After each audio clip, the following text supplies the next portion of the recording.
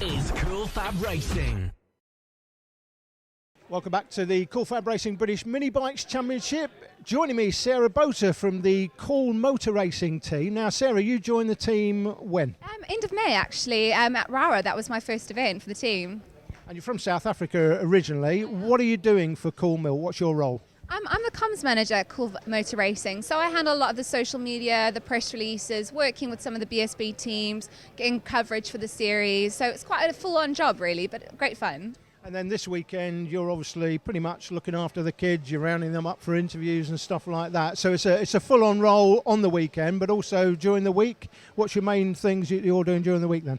I look after the website, make sure that the championship standings are up there, the news releases are there. I'm working a lot behind the scenes with the junior BSB teams, so getting the leathers sorted out, getting the awnings. Obviously, I've been organising getting the fairings and the stickering all sorted. So later today, you'll see me packing up all the fairings to take those to get sprayed and stick it up. So a lot of the logistical work around the junior BSB teams. You'll also see me at a couple of the BSB rounds, chatting to the teams, doing some stuff with Stuart Higgs and Crispin. So yeah, quite varied. Sarah talking about her role within Cool Motor Racing. Now, if you have kids who are watching this and loving what they see, get in touch with the championship via the website to find out more about entering the series. The organisers can tell you where to go and get training. Now, one thing, don't buy a mini moto or monkey bike and ride it on public land, getting in trouble with the police, when you can come and race on dedicated circuits made for the job in an organised fun event, racing against other kids. It's great fun. Get in touch with us via the website. Not only is it good fun, it can lead to very big things. Mini GP70 up next. Blake Ansell and Scott Ogden on the front row. Watley and Bourne, Bassett and Stevenson, Abel and Hyatt. Felix Hearn going off 11th position. This one could be an incredible run to the first corner. Away we go. And it's a very good start from pole position. Through the first couple of corners here into McLaren and up towards the Lakeside chicane. It's the 20 that still leads the way from pole position though, Alan. Yeah, Blake Ansell second in the championship. I think he came into this round, or it looks like Jay Abel's had a bit of an issue there. He came into this round, I think it was 4 points off the leader, and the leader there is in fourth place currently, but he has had a nightmare day. He DNF'd in race one as we look at the slow motion from McLaren chicane on lap one. Blake Ansell there leading. Had a DNF in race one. That damaged the bike, and in race two he was leading that race, and the damage to the bike from race one cost him. He ended up down in fifth place, and he's got it all to do in the championship now. He's trying to recover the position. Great slow motion action though. All of the riders streaming through McLaren chicane at the start of the race. 85 there, Earl Stevenson. 28 Felix Hearn. The man at the back of the field here at the start of the race, the three-bike Callum Wybrow. Interesting off the start though, Josh Watley got himself neatly into second position behind Blake Ansell. Is he still there at the moment as Ansell continues to lead? Yes, it is Watley still there in second place in front of the 19, Scott Ogden in third position. So already we've got a great triumvirate battling for the victory in this one. The question is Josh Watley going to be able to hold a candle to Blake Ansell in this one? Because Ansell's in very good form when the bike is working his way. Sadly, that's Jay Abel. He's recovering after, I think that's a mechanical problem he's got there rather than a fall at Riverside Loop, and that's a big shame. He was battling in the early stages with Liam Bassett, looking really strong. Well, it looks like he's got his bike going again out of the shot of the picture, so Jay's running again. Josh Watley, second place for SRS International. Josh's dad, Simon.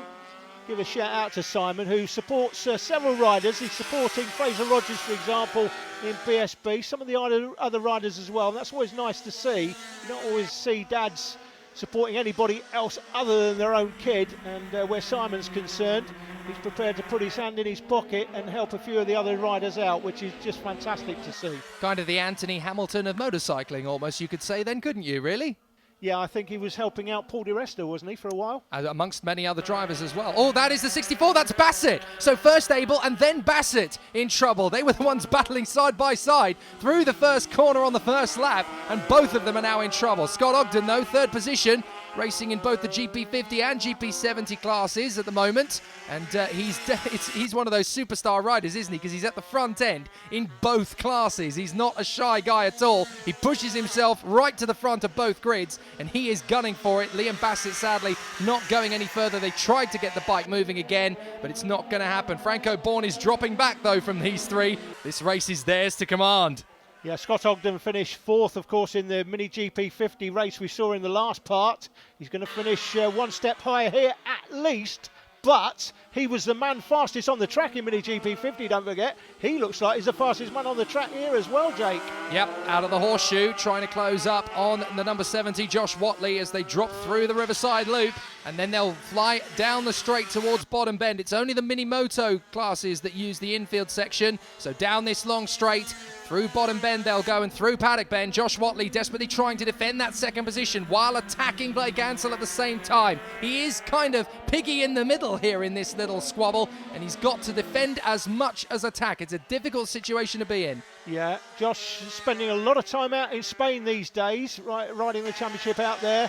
That's a battle for 7th place. Felix Hearn just in front of Callum Wybrow at the moment. Yeah, Wybrow up into 8th position, so he's taken advantage of the problems for Bassett and Abel, and he's really got on with this. He's on the back of Felix Hearn. He could move himself up into the top 6 at this rate. Good ride from Callum Wybrow, solid effort. Great battle here, though, for the lead, isn't it? Blake Ansell still under pressure from Josh Watley, and Watley himself under pressure from Scott Ogden. Fantastic battle. Franco Bourne, the championship leader, he's got about 100 metres to make up if he wants to get involved in this, unless somebody tangles and hands him a podium, which I don't see happening. Well, an interesting one that Franco Bourne just can't keep up with these three. He's the championship leader. He's not just any old rider in this championship, and he can't keep up with these three. It's incredible how fast these three have got away as this battle continues between Hearn and Wybrow, still scrapping away for 7th position. And in 9th place, isn't that Jay Abel? It is. Well, he had these problems earlier on, but I tell you what, he's looking pretty solid and rapid now. He's made up a huge amount of ground. And he's faster than the two riders in front as well, so it's not all over for Jay. And what I like about that, Jake, is he's had an issue early on, but he hasn't given up. Unlike a certain MotoGP rider who will remain nameless last weekend, who just acted like a big old baby. Allegedly. You have to throw one of those in to cover yourself. Allegedly. No, he was a baby. Hearn and Wybrow scrapping away for 7th position, but they need to keep one eye on the rider behind them. Jay Abel is charging hard. And let's have a look at the difference in the... Yeah, he is absolutely decimating it. It was bigger than the straight last lap. He's now in the same bit of tarmac as them. So Jay Abel definitely not done. Meanwhile, Ogden has been stepping up the game in the last couple of laps. He's caught up with Josh Watley. This is a good battle already starting to get brilliant. Fantastic battle this for the top 3 positions. Josh Watley there, what a great career he's got looming. Well, I think all 3 of these riders, to be honest, this is a battle back with this battle for 7th place. Callum Wybrow at the moment just in 8th, but just in the background there you just saw Jay Abel going through the shot. He is on it. Well, I tell you what, if you ever had to give a prize to the fastest man not to win a motor race, it's Jay Abel. Look at it. He's absolutely eating that gap down. He's loving it. He's loving it. He can see the 2 in front. He knows he's getting quicker. He knows he's getting closer to them, and that is his target. He wants to finish 7th. Here's a slow motion of the leaders through the Riverside Loop from the slow motion camera. You can see the style of all these riders. They look like something out of BSB, World Superbikes, MotoGP. That's how good they look, because that's how good they are. And very interesting, they each had 3 completely independent racing lines of each other there. They were slightly different through the corners, and they all had very different stances. I love this about Cool Fab. You can already see these personalities, these characteristics of the riders developing as the season goes on. Blake Ansell has a very diplomatic stance on the bike. He knows exactly how to lead from the front. He's not wayward, he's not chaotic, he's just smooth. He's just very gradual through the turns. Watley, he's late on the brakes, early on the throttle. He's really good at wrestling the bike through the apex, whereas Scott Ogden behind them, he's the one-man attack force, isn't he? He just charges into the corner, allows the energy of the bike to do most of the work, catches it on the way out, and he's able to gain big ground through doing so. It's a really interesting way of riding, and as a result, look, Josh Watley has had to respond, and the only way to do that is forwards towards Blake Ansell. He loses it slightly through the right-hander there. That's cost him a couple of bike lengths, Josh Watley. They're basically professional riders who aren't getting paid, aren't they? It's effectively, that's the case. That's Abel. Jay Abel right behind the 2 in front now. He's made up a country mile in this battle. I could see him getting past not just Callum Wybrow, but Felix Hearn as well at this rate. He's absolutely charging. Meanwhile, Josh Watley, look, he's trying to drop Ogden. He said, I've had enough of this. I'm not going to be the defender anymore. I'm going to be the attacker, as Blake Ansell sets the fastest lap of 42.1 to try and get away from these two attackers behind him. Blake Ansell up through the throttle, out of the horseshoe, and Jay Abel, he's actually got past them both. He has got them both. Fantastic ride by Jay Abel. Love that. I love the fact he hasn't given up. He's kept on it and he's got his just reward. All right, it's only 7th place, but that's a fantastic reward for perseverance and not giving up. Yeah, great effort. Blake Ansell's going to take the yellow flag. That's supposed to be the checkered flag, I think you'll find, sir. And I think he's quickly realised his mistake.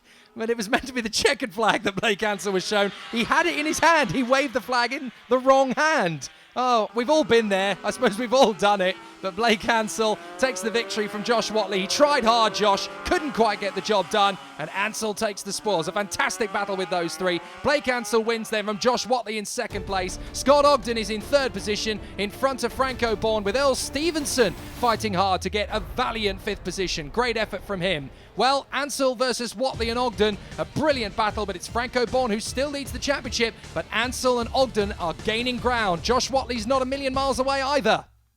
Results from the other races at this meeting, not featured in this programme, on your screen now. You can catch up with all of these races, watch them in full on the FAB-Racing YouTube channel. Just search FAB-Racing. In Pit Bike Open, Fraser Rogers took the win from TJ Toms and Max Cook.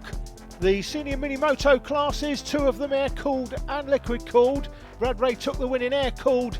In liquid-cooled, it was Stephen Winfield who took the win. In mini F1 sidecars, we usually see Team Williams scoot off in the distance. They won this time again, but Stainer Racing kept them very honest. In junior LC40 production, it was Evan Belford from Ross Maguire and Aidan Davey. Catch up with all the races online, and we'll see you again soon.